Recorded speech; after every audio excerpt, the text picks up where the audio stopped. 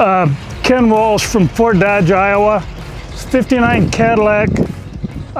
Started out a four-door flat top. Moved the back window forward and extended the trunk 30 inches. Made it into an El Camino looking car. Got an LS3 in it with a 6-speed automatic. Here's what the car looked like to begin with. There's a picture of it with the back door welded shut and the rear window being cut out of it. Here the back window slid forward. The C pillar is now the B pillar. So it's got that El Camino look now. There I'm pie cutting the roof all the way around. I had about 30 inches of material hanging over the roof. I cut some strips to fill in where the top used to be.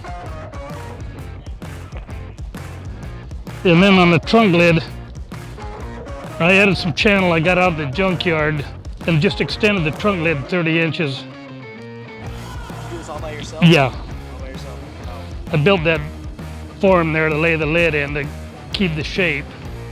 And then I moved the hinge area forward 30 inches. How long did this take you? About a year and a half to get it running. Yeah, fun project.